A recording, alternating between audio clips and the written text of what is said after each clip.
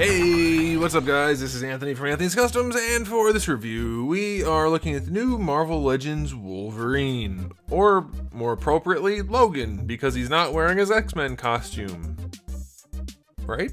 Anyway, this is another one of the live-action Hugh Jackman Wolverine / Logan figures, and the last one was really good. It was a tank top version, it had a couple issues, but overall it was a very impressive figure, probably one of the best things Hasbro's ever produced, in this line at least. This one stands to be better because it has more opportunity for them to do things properly with the jacket and the t-shirt and the hair and the face and things like that. It has a lot of opportunity to be better. Is it any better? Well, we'll see. Let's get it off the stand and take a closer look. This guy stands just shy of 17 centimeters to the very top of his hair, which makes him pretty close to 6.5 inches. That puts him in scale with your average Marvel Legends, and especially since Hugh Jackman's kind of tall, that'll work out just fine. Technically, slightly, well, it's actually pretty close to 1/12 scale for him, but whatever. You know how Hasbro doesn't really follow scale, so that's the way it goes. As far as the aesthetic goes on this guy, we'll talk about that in a minute. First, we have to do a question of the day. Did you, or do you can answer either way, enjoy the first 3 X-Men movies? They get a lot of crap for being corny and cheesy and not good, and I still like them. I like them a whole bunch. I don't care that there's problems with them. I like them. In fact, I like them more than any of the current X-Men stuff, short of the first Deadpool or the last Wolverine movie. Obviously, those are really good. But I really like those first 3 X-Men movies, despite their flaws. They're still fun movies for me. Okay, on to the aesthetic on this figure. A lot of stuff going on here. We'll get to the good stuff. I want to get the bad stuff out of the way first, just because it's going to be easier to do it that way. These wear marks or dirt marks that are on him, it's the same color on his jacket and on his pants. It's way overdone. It's just too much. And I could see if it was supposed to be worn leather, but I don't remember it looking like that. But then we have it on his jeans also. The same like baby poop color. I don't know what's up with that. That's way overdone. Just a little bit of regular shading would have been nice on there. Even if it was supposed to be like dirt shading, a little bit would have gone a long way. This heavy duty yellow streaking on here is not great. Luckily, if you just set it on your shelf and don't stare at it, you're probably not going to mind it because it does give a little bit of life to the figure. So I'll give him that. But it definitely could have been done a whole lot better and with less paint. It's not really paint, it's typography. Well, it's still paint. Whatever, okay, you get the idea. Otherwise, we have some nice paint work. The jacket has the orangish color on there. It could be a lot more opaque, but it tends to just look like worn leather, so I don't mind that too much. Belt buckle looks pretty good. The flannel shirt underneath looks really good, especially for a Hasbro figure. That is perfectly fine by me. I'm okay with that. There's no texture on it. There's no cloth material like there is on the pants. But it looks fine, and it's under here. And then they painted the t-shirt. The weird thing about it, which I hate, I don't know why they would do that, they gave him the flannel and then the t-shirt thing underneath, and then more flannel underneath that. How did that, why is there red paint there and blue? Very weird that they did that. Unless they painted the whole thing and then put the white on top, that seems weird. Shouldn't have done that. But the face on this one is so good. It's so good. It's not absolutely perfect, but it's probably the best likeness at this scale ever from any company ever. It's really freaking good. It looks like him. All of the individual features look like him.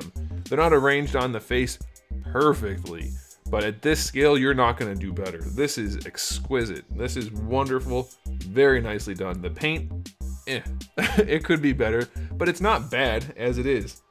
There's a little bit of pink too much probably for the lips, and the beard hair could be a little cleaner, and the eyes are very bright green, and he has at best very brownish green eyes, but either way, it's excellent. It's the best head sculpt I've seen at this scale ever. Even in promo images for things, this looks better. It's wonderful. The hair is good, very nicely done. And we'll talk about this other head right now too, because we're talking about the aesthetic. Not as good. Definitely not as good. I see where they were going with it, and there are definitely features on here that look like him, but it's just as likely that that's Hugo Weaving, which is the guy from The Matrix, not the main guy. That would be Keanu Reeves. The other one. Yeah, definitely not as good. In fact, I wouldn't even use this head because this one is so damn good. Just stick with this one. But yeah, very, very nice. The proportions are wonderful on this release. You can see where the arms line up on the body, the jacket, the legs. The proportions are great. There's even not that much thigh gap. There's a little bit. He's got a very thick crotch, and I haven't said that before, but I've just said it, and I kind of wish I didn't. But it's okay. I probably have said it, actually. It's great. The only thing I'd really want to change is that poop smearing on him. And even then, it's not the biggest deal in the world. I could probably just clean that up on my own. I don't want to. I shouldn't have to. But still, it's excellent. Aesthetics on this figure, 9.5 out of 10. Freaking good. That head sculpt sells it for sure. And the rest is just really nicely done. Love it. Love it. Love it. As far as accessories go, we have the fist hands with the claws. And then we have some fist hands without the claws. The claws are removable on the fist hands. But that would be if you only wanted to use like one or two, whereas you can just use the other hands if you want none.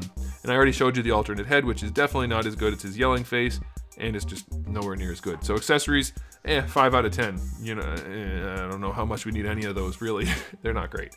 Okay, I mean, the fist hands are good, but who's gonna pose him without his claws out? I mean, that's what he's for. It's Wolverine. It's like taking Cyclops' visor away and not using a visor. Or Spider-Man's spider. You wouldn't take Spider-Man's spider. Okay. As far as articulation goes, double ball peg.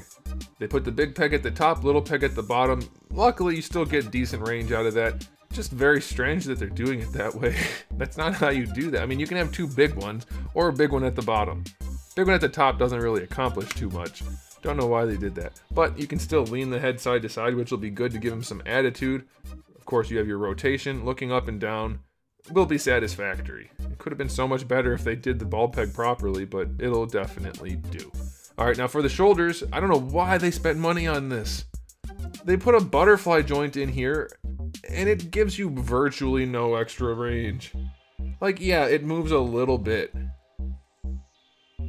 They should have just sculpted the shoulders back there where they belong, in the back position, and just left it. That would have saved them a ton of money that they could have spent somewhere else. I don't know why they bothered to engineer a butterfly joint that doesn't do anything. It just doesn't hurt the figure, but they could have spent that money elsewhere is all I'm saying. Alright, as far as the rotation goes, you get that, of course.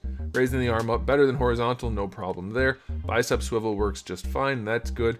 Double jointed elbow, that is just fine as well. Wrists have a swivel and a hinge, though the way they sculpted the jacket, it hangs down on the outside of the hand, which does limit rotation. It makes the hand come off at a goofy angle because it's forcing against the jacket sleeve. So that's a little bit weird. Definitely would have preferred to not have that situation. We also have a regular ab crunch, which he can't really lean back because of the jacket or because of the ab crunch. Can't say for sure. Going forward works just fine, and that'll be fine for your posing, although he can't look up high enough to do the leaning over, claws out type pose like this. You'll be able to do it some. Not that much. Waist twist is a regular waist twist. For the hips, pretty much all the way out. Not quite, but pretty close. Doesn't go back at all. This one is very floppy. I shouldn't say floppy. It's very loose. It's not quite floppy. They go out far enough. That's okay. Thigh swivel is fine. Double jointed knees work no problem. Do you guys have really loose hips on yours? Mine feels like I could just pull it off if I wanted. This one's not as bad, but this hip right here is terrible. Very, very loose. Alright, knees we already did. Ankles go back a little bit. They go forward a little bit. It is a full-on ball hinge, essentially, and you get your ankle rocker out of it, which is good, but the forward and back range is next to non-existent. So yeah, this one's not the most articulated figure in the world. You'll be able to pose it well enough to look cool, but it's nowhere near as articulated as it could be. So, 6 out of 10, honestly. There's a lot of stuff that's pretty limited on this guy. Maybe 6 is too harsh. Maybe 7 would be okay, but even then, the strong suit is not the articulation, not even close. It's the aesthetic on this guy. So I'm weighing heavily into that. I kind of always do, because if a figure doesn't look good, who cares how well it can pose? Granted, you have to be able to pose the figure. It's not an action figure, it's a statue. It's just a static figure, and if it was supposed to be that, fine. But these are action figures, so I do count the articulation fairly importantly, but the aesthetics trump everything else, because if it looks cool, you can forgive a lot of other things. That's the way I come at it. I think that's the most reasonable way to look at it. If it can pose really well but is ugly, doesn't matter. Has to look good first. So you have to strike that balance. This is probably leaning too far into the aesthetic range, but since that's still a good thing, I'm okay with it. So final verdict on this release, 8.5. 8.5 out of 10. It is a little bit too limited for posing, but it looks damn good, and there's no way you shouldn't get it. If you're only trying to buy 9s, then you're crazy, because that doesn't come along too often. This is an easy buy, for sure, 100% get it. But be aware, it's not going to pose all that well, but it's going to look damn good on a shelf, not doing too much dynamic stuff.